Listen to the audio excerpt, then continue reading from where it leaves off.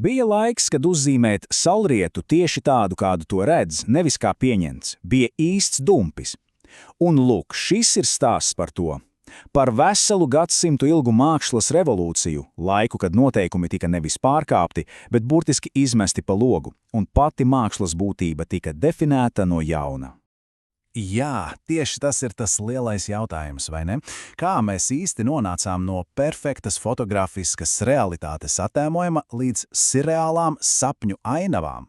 Šī radikālā pārmaiņa satricināja mākslas pasauli līdz pašiem pamatiem. Lai saprastu jebkuru revolūciju, vispirms ir jāzina, pret ko tad īsti cīnījās. 19. gadsimta vidū mākslā valdīja realisms. Tā mērķis bija pavisam vienkāršs – attēlot pasauli tieši tādu, kāda tā ir, bez izskaistinājumiem, bez idealizācijas, parādīt sava laika dzīvi un problēmas. Un lūk, tas arī bija tas sākumpunkts, no kura dzima dumpis. Un tad pēkšņi viss mainījās, parādījās impresionisms. Tas bija pirmais lielais izrāviens no tradīcijām. Mākslinieki vienkārši pārtrauca gleznot lietas un sāka gleznot sajūtu par lietām. Acu mirkļa iespaidu, gaismas rotaļu, to ieso gaistošo mirkli, kas tūlīt pazudīs. Protams, nekas tāds nerodas tukšā vietā, tā laika pasaule mainījās galvu reibinošā ātrumā. Parīze tika pārbūvēta, visur parādījās rūpnīcas, dzīves ritms kļuva daudz straujāks, un pat ietekmi no tālās Japānas ar tās krāsainajiem kokgriezumiem deva jaunu skatījumu. Mākslas mērķis kļuva tvert šo moderno, kustīgo pasauli šeit un tagad. Labi, paskatīsimies uz to tuvāk. Impresionistu filozofija bija diezgan konkrēta. Saturā viņi koncentrējās uz acu mirkļa iespaidu. Pilsētas dzīvi, dabu. Tehniski viņi izmantoja īsus, ātrus otas triepienus, kas sapludināja formas un radīja kustības sajūtu. Un efekts? Tas radīja tādu spontānumu un pat nepabeigtības sajūtu. It kā mēs redzētu nevis fotogrāfiju, bet gan atmiņu par kādu mirkli. Un viens no viņu galvenajiem, ja tā var teikt, ieročiem bija plenērs. Pati ideja iziet ārā no darbnīcas bija absolūti revolucionāra. Tas ļāva viņiem pa īstam pētīt gaismu, kā tā mainās, kā tā atstarojas no ūdens, kā mirga caur lapām. Tā nebija tikai tehnikas maiņa, tā bija pilnīga dobāšanas maiņa. Tad impresionisti atvēra durvis uz brīvību.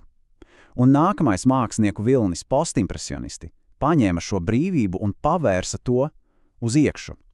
Viņi sāka pētīt nevis gaismu, bet gan personīgās jūtas un simbolus. Un lūk, te ir tā fundamentālā atšķirība. Ja impresionisms bija kā objektīvs acs novērojums, tad postimpresionisms bija dvēseles atspoguls. Krāsām vairs nebija jāatbilst realitātē, tām bija jāatspoguļo mākslinieka emocionālais stāvoklis. Un tas, protams, bija milzīgs solis pretī abstrakcijai. Bet, lai paustu tik spēcīgas emocijas, vajadzēja arī jaunu tehniku – impasto.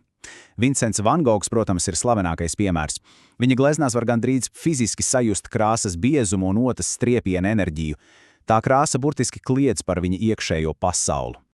Un tad krāsa burtiski eksplodēja uz audekliem. Fovisti pacēla to pilnīgi jaunā līmenī. Viņu darbi bija tik šokējoši spilgti un nereāli, ka kāds kritiķis viņus nosauca par mežonīgajiem zvēriem. Viņi pilnībā atbrīvoja krāsu no pienākuma kaut ko aprakstīt. Krāsai bija jābūt pašai par sevi. Ja fovisms bija krāsu eksplozija, tad ekspresionisms bija emocionālās mākslas virsotne. Tā bija tieša reakcija uz industrializācijas radīto atsvešinātību un gaidāmā Pirmā pasaules kara šausmām. Ārējā pasaule tika apzināti sagrozīta, deformēta, lai atspoguļotu mākslinieka iekšējo trauksmi un bailes. Bet ar emocijām viss nebeidzās. Nē. Revolūcija gāja vēl tālāk. Nākamais dumpis bija vērsts pret pašu realitātes uztveri. Mākslinieki sāka jautāt, vai pasaule tiešām ir tāda, kā mēs to redzam? Jaunas tehnoloģijas, jaunas idejas fizikā, filozofijā. Tas viss lika saprast, ka realitāte ir daudz sarežģītāka. Un viens skatpunkts, viena tradicionālā perspektīva pēkšņi šķita novecojusi un vienkārši nepietiekama, lai aprakstītu moderno pasauli. Tā piedzima kubisms, un tā metode patiesībā ir diezgan loģiska, ja to sadala soļos. Mākslinieki kā Picasso un Braks vispirms burtiski sašķēla objektus ģeometriskās daļās. Tad viņi tos analizēja no vairākiem skatu punktiem vienlaicīgi – no priekšas, no sāniem, no augšas. Un visbeidzot viņi šos skatus rekonstruēja uz audekla, mēģinot parādīt objektu pilnīgāk nekā to spēja mūsu acs. Un tad nāca itāļi, futuristi. Viņi bija kā apsēsti ar mašīnu laikmetu, ar automašīnām, vilcieniem, rūpnīcām. Viņi paņēma kubisma ideju par fragmentāciju, bet pielika klāt vienu ļoti svarīgu sastāvdaļu – ātrumu. Viņi gribēja attēlot nevis statiskus objektus, bet gan kustību, dinamiku un enerģiju. Un tagad mēs nonākam pie pēdējā un, manuprāt, visradikālākā dumpja. Mēs dodamies prom no ārpasaules, prom no loģikas un ienirstam dziļi zemapziņā. Jāsaprot, ka pēc Pirmā pasaules kara bezjēdzīgās asins izliešanas daudzi zaudēja ticību loģikai un saprātam. Un tieši tajā laikā Zigmunda Freida darbi atklāja milzīgu apslēptu pasauli mūsos – zemapziņu. Mākslinieki nolēma, ka iespējams patiesā realitāte slēpjas tieši tur. Bet kā lai tiek klāt tai zemapziņai? Ar automatismu.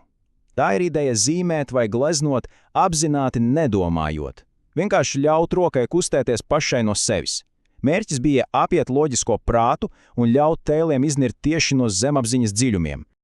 Un tas nebija vienīgais triks. Sirreālistiem patika eksperimentēt un provocēt nejaušību, piemēram ar frotāžu. Iedomājieties, uzlikt papīru uz grīdas dēļiem un berzēt ar zīmuli.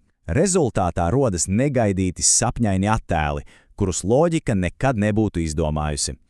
Labi, esam izgājuši cauri veselām revolūciju gadsimtam. Ko tas mums ir atstājis mantojumā? Tā ietekme ir milzīga, un mēs to jūtam joprojām.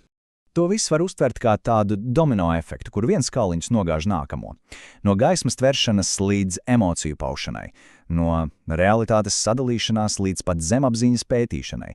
Tas ir stāsts par to, kā māksla arvien dziļāk un dziļāk ielūkojas gan pasaulē, gan sevī. Un lūk, te ir tā pati galvenā atziņa. Modernisms pārveidoja mākslu no spoguļa, kas tikai atspoguļo realitāti, par lēcu. Lēcu, caur kuru var pētīt uztveri, iztēli un pašu sevi. Māksla vairs nav tikai par to, kas ir, bet par to, kas varētu būt. Un šis stāsts, protams, nebeidzas pagātnē. Tas mūs atved pie jautājuma, ja toreiz revolūciju virzīja industrializācija un psihoanalīze, kas to virza šodien? Digitālās tehnoloģijas, mākslīgais intelekts. Par to ir vērts padomāt.